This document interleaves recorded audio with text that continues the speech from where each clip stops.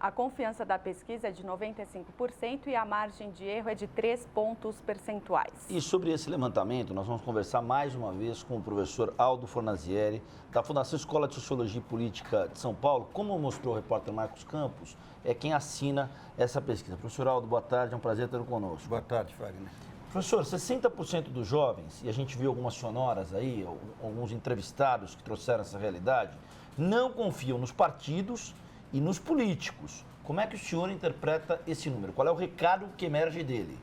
Bom, na verdade, a partir das manifestações de 2013, nós tivemos um colapso, digamos assim, do sistema representativo, tanto das instituições do Estado quanto das instituições da sociedade, como sindicatos e assim por diante. Quer dizer, caiu enormemente a confiança, entende-se que há uma crise de representação, os cidadãos não se sentem representados pelos partidos, pelos políticos, pelo Congresso e pelas entidades sociais. E isso, nós temos alguns problemas de ordem histórica. Por exemplo, aqui no Brasil, nós sempre tivemos uma baixa participação na sociedade civil. Quer dizer, a nossa sociedade civil ainda está muito desestruturada. Nós não temos a cultura da participação. Por exemplo, essa mesma pesquisa indica que apenas 3% dos jovens participam em partidos, 7% participam em alguma entidade de classe e 5% participam em alguma associação de bairro. Então, você vê que não é só um problema de confiança, é também um problema, uma aversão à participação.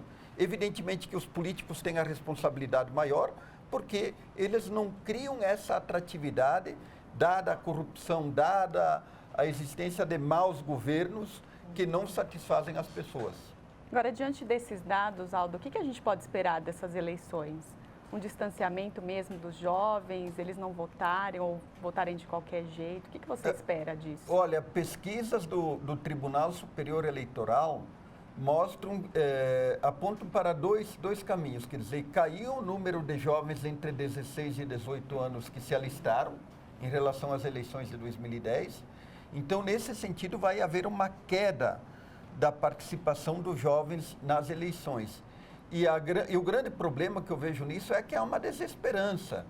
Por outro lado, temos, evidentemente, também uma mudança na idade da população. A população brasileira está ficando mais adulta, está ficando mais idosa, mas na medida em que os jovens de hoje, eles não têm esperança no sistema político, eu vejo com olhos muito preocupantes para o futuro do Brasil. Caminhamos para um distanciamento, então, dos jovens? Com certeza, caminhamos para um distanciamento, uma decepção.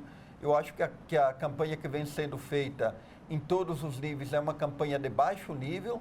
Se você for ler os programas dos candidatos, os programas são, eu classifico os programas como generalistas e medíocres de modo geral e, portanto, eles não se prestam para fazer um debate sobre o futuro do país. Eles não se prestam para fazer um debate estratégico sobre os caminhos que o Brasil deve trilhar no futuro. Professor, o senhor falou, na primeira resposta que o senhor nos deu, de uma crise da democracia representativa. Entendi direito? É isso?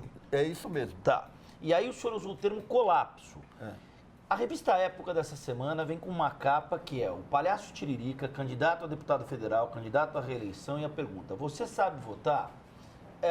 É voto de protesto? É voto anedótico? Qual é a leitura que o senhor faz? É uma ideia de que existe uma aristocracia política, de que uma candidatura como a dele não pode se viabilizar por questões ideológicas? Qual é a leitura que o senhor faz dessa questão, dessa pergunta tão complexa como o brasileiro sabe ou não votar? Veja o seguinte, pelas pesquisas que saíram aí, o Tiririca vai ser um dos deputados mais votados. A democracia comporta esse tipo de situação. Eu acho assim que se o Tiririca vai ser bem votado ou não é a questão central. A questão central é que outros parlamentares que deveriam ter boas votações por um trabalho sério que fazem no parlamento, não têm. Então, quer dizer, aparentemente há uma falha na representação política. Por que uma figura estereotipada como o Tiririca faz uma grande votação e deputados que aparentemente seriam sérios não fazem uma grande votação? Então, me parece que há uma falha no trabalho desses deputados que se consideram sérios e também na comunicação que eles fazem com o eleitor. Não existem correias de transmissão entre o parlamentar e o eleitor. Eu queria insistir na pergunta com o senhor. Adriana, você deve se lembrar que quando o Enéas Carneiro, que já morreu, que foi deputado federal e que teve 1,5 milhão de votos, quando ele se elegeu deputado federal mais votado no país, ele puxou, pelo 1,5 milhão de votos, ele puxou 5 parlamentares. O último que foi eleito tinha 300 votos, era um político do Rio de Janeiro, chamado professor Irapuã Teixeira, que montou uma base domiciliar aqui em São Paulo, que foi eleito com 300 votos e se beneficiou do coeficiente de votos trazido pelo Enéas Carneiro. É essa falha pontual que o senhor aponta na democracia representativa? Não, essa é uma falha secundária. Eu digo que isso é um custo que a democracia tem que pagar.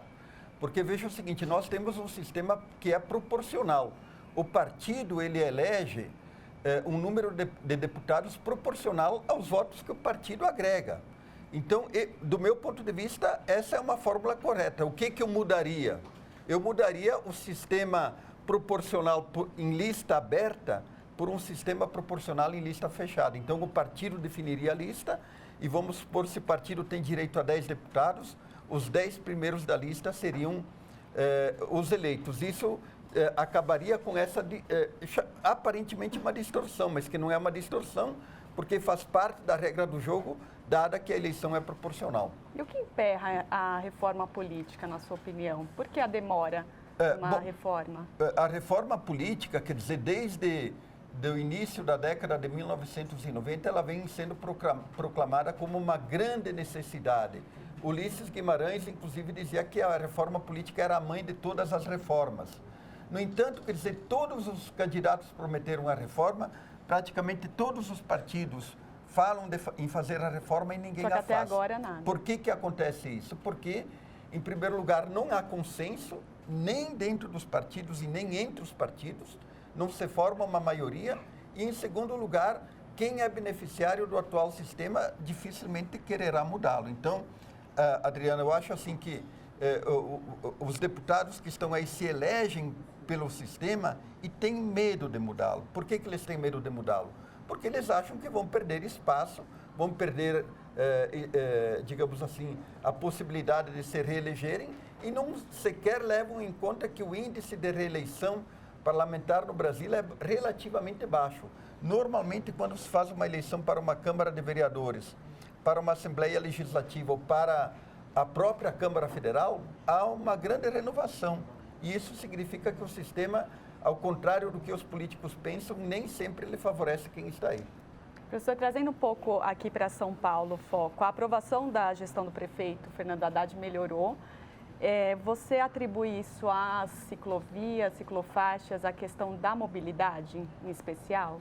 Olha, eu acho assim que a ciclovia, a ciclofaixa e a própria faixa exclusiva de ônibus são fatores que pesaram significativamente na melhora da avaliação do prefeito Fernando Haddad. Mas eu acho que não é só isso. Eu acho que o prefeito tomou determinadas atitudes, por exemplo, em relação à Cracolândia, que são atitudes mais humanizadoras. Eu acho que ele se empenhou na aprovação do plano diretor, que aponta para uma mudança estrutural e de profundidade para o futuro da cidade de São Paulo. Enfim, existem uma série de outras medidas que estão em andamento. Então, eu acho que esse conjunto de medidas é que estão fazendo com que o cidadão paulistano olhe o prefeito de outra forma. Eu diria que ele expressou uma grande coragem ao implantar as ciclofaixas e também os corredores exclusivos, porque se falava muito nisso, mas ninguém fazia. E ele decidiu fazer, embora, veja o seguinte, eu acho que as ciclofaixas e as faixas exclusivas, ainda elas não renderam todos os frutos que elas vão render. Isso é um projeto de médio e de longo prazo e futuramente eu acho que a percepção que se vai ter sobre o significado da liderança do Haddad e das medidas estruturantes que ele vem adotando vai ser muito maior do que no presente. Para finalizar, professor, ainda com base na pergunta que a Adriana lhe fez, o paulistano está mais sensível a pensar coletivamente e menos propenso à individualidade que se confunde com o individualismo? Eu acho que a necessidade fez com que o paulistano comece a pensar a cidade de forma diferente. Quer dizer, nós aqui temos uma cultura do carro, do uso do carro, E essa cultura do uso do carro, ela está inviabilizando a cidade. Para vocês terem uma ideia, o ano passado na Europa se venderam mais bicicletas do que carros. Isso significa que a tecnologia do carro a gasolina está morrendo, porque ela é inviável. Ela é inviável pelo custo material que ela produz, pelo custo humano, por exemplo, em termos de poluição, em termos de danos à natureza e em termos de travamento da cidade. A cidade de São Paulo é uma cidade travada e na medida em que determinados cidadãos perdem até 4 ou 5 anos de sua vida no trânsito, ele percebe que do jeito que está não dá. Eu acho que, então, essa mudança estruturante dos sistemas modais de transporte, ela aponta para um outro caminho da cidade. E só para terminar, Wagner, eu diria o seguinte, quer dizer, quando você fala em bicicleta, muitas vezes você pensa que a bicicleta e a ciclofaixa é apenas um sistema alimentador de outros modais de transporte. Eu entendo que não, ela é um transporte específico, ela é um transporte estruturante, eu diria que, inclusive, ela é um sistema de transporte do futuro.